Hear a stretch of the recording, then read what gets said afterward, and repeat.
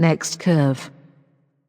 Hey everyone, welcome to Next Curve's Rethink webcast and our series From the Radio to the RIC with Earl Lum of EJL Wireless Research. And of course, I'm Leonard Lee, Executive Analyst at Next Curve. And how are you doing, Earl? I am doing fine over here in Tucson, Arizona today. Leonard, thanks for having me on. Yeah, absolutely. And you were just recently at the Ericsson 5G Factory Tour, right? Yes, that event. Monday. Yeah, great. Yeah. Sorry, I had to miss that. I just have way too much travel and too many things on my plate at the moment. So, but I hope you had a great time. I saw some of the news coming out of that event, and but what we really want to do here is we want to focus on your reports that came out for radio and baseband, right? So everyone, right. If you didn't know, EJL Wireless Research has released their radio and baseband report for 2024. So really excited to get some of the key takeaways and insights that you'd like to share with our audience. And obviously, you know, we want them to be aware that if they're interested in the good stuff, then they should contact you. And this is Earl Lum of EJL Wireless. So you can reach out to him at the after you watch this entire podcast and get a hold of the reports. So yeah, cool. So hey, tell us a little bit about the reports that you just published recently. Sure. So there's two sets of reports. There's one set on the baseband that has a vendor market share and then a forecast, and the same format for the radios in terms of the vendor market share and the forecast. So, and this is a continuation of report series that was started at the beginning of when EJL Wireless was founded back in 2006. So this has been close to 18 years.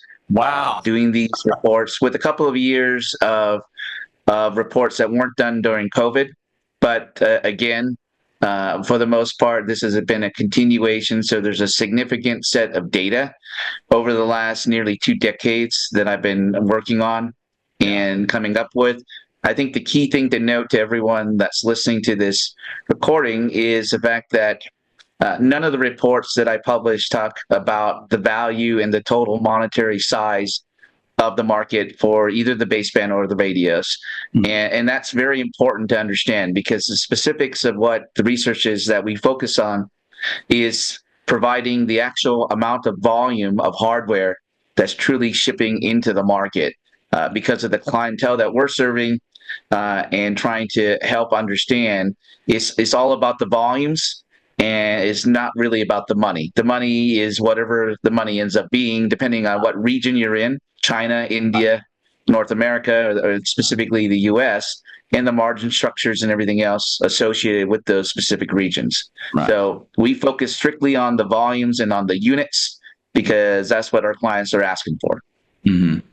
And so in regards to the latest reports that you put out, you know, can you tell us a little bit about that in terms of what sort of outlook it provides in terms of a forecast, and what you observed last year as well as what you're looking at this year?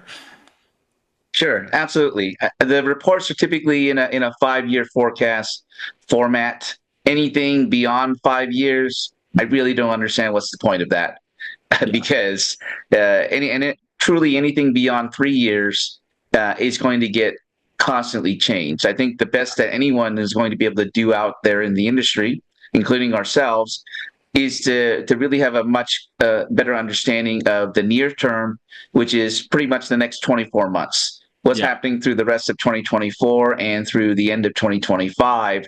And then it's going to be, you know, an open uncertainty for the entire industry, because things change so quickly out into the market.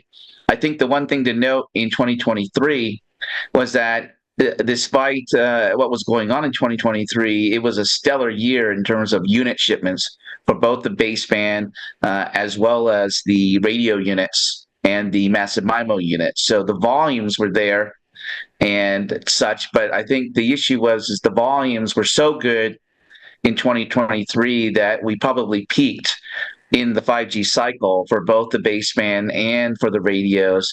And therefore, the outlook's pretty muted as we look into 2024. Obviously, we've seen every mobile operator look at cutting CapEx, reducing their CapEx to sales ratio, and all of those metrics. So we're taking that into account as we look at all the regions, including China. But then we expect that as we look forward, is there a snapback, is there a recovery? And there's going to be a bifurcated market as we go forward between China and the rest of the world. And I think that's a major concern if you're in the telco space and you're making hardware, is what is the opportunity that is not in domestic China? And how big is it going to be? And those are some of the details that we're highlighting and we'll be focusing on in both of these sets of reports. Mm-hmm. And I was just curious, what are some of the other, let's say, big assumption sets that you used in the reports this year? I mean, if there's anything that you can share. Obviously, you know, there's a lot of goodies in the reports that you don't want to just give out for gratis. But if there's anything that you can enlighten our audience with to maybe tease them into taking a look at the report, you know, giving you a call. And absolutely. I think the methodology that we use is somewhat crazy compared to the rest of the industry as to the level of detail we get into. But as an example, traditionally, some of the major drivers that are top-down drivers for the industry would be new spectrum. New spectrum requires new auctions. Once the spectrum is in the mobile operator's hands, then the question is how quickly can they deploy? And then the deployment obviously drives both baseband and radios. So there's in these kind of greenfield spectrum opportunities, it's pretty easy to make a forecast and to understand how much volume is there by knowing how many towers are at the operator sites or in their network.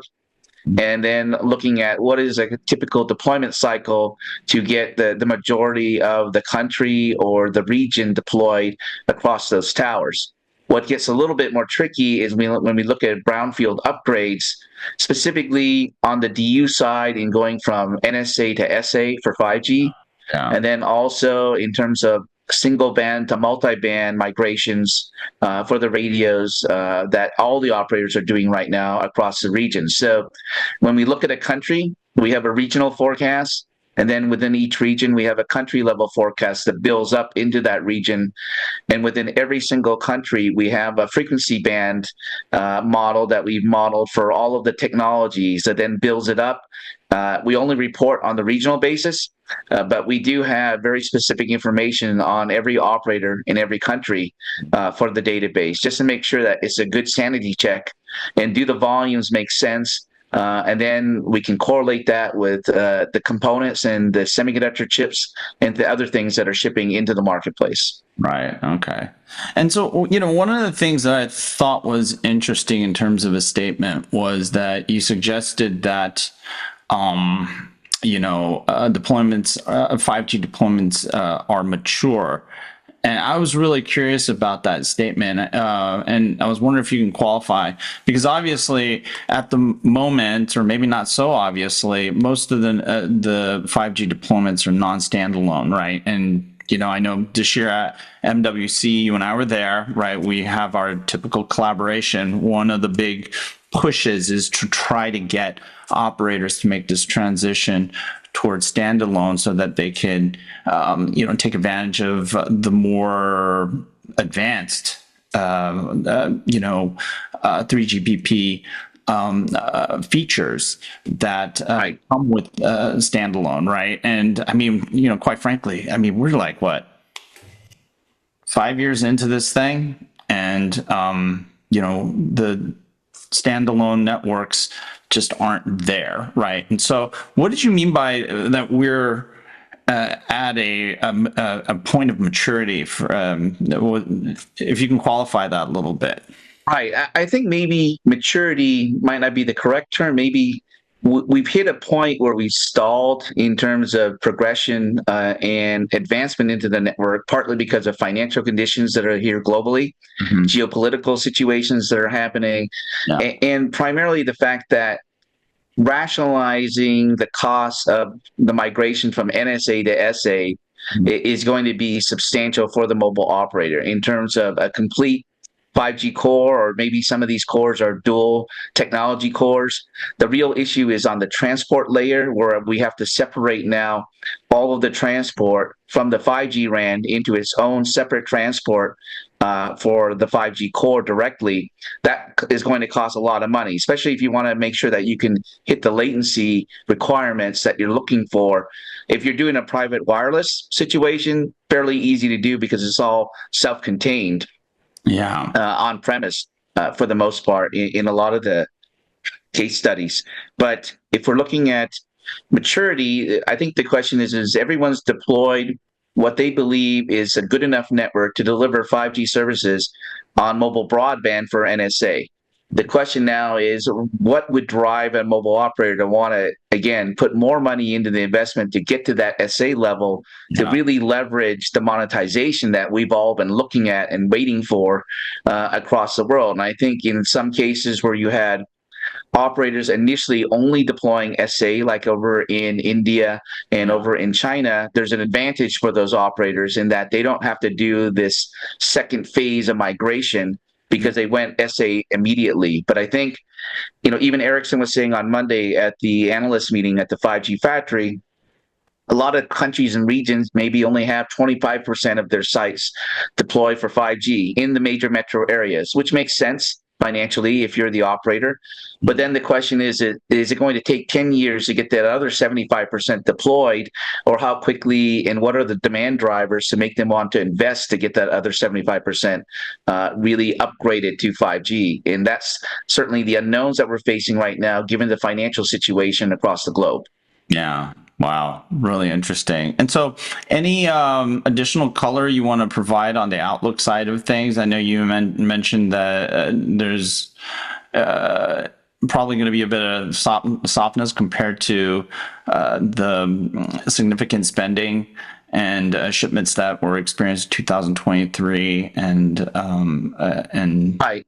Yeah. So if we look at the peak volume levels and the drivers that we had in 2023, and now coupled with everyone trying to reduce their CapEx in 2024 and going forward, I don't think any of the operators are saying we only want to reduce CapEx just for this year, but in 2025, we're going to bounce back. They're all saying going forward as a trend, we're all trying to reduce the levels down and to improve our efficiencies.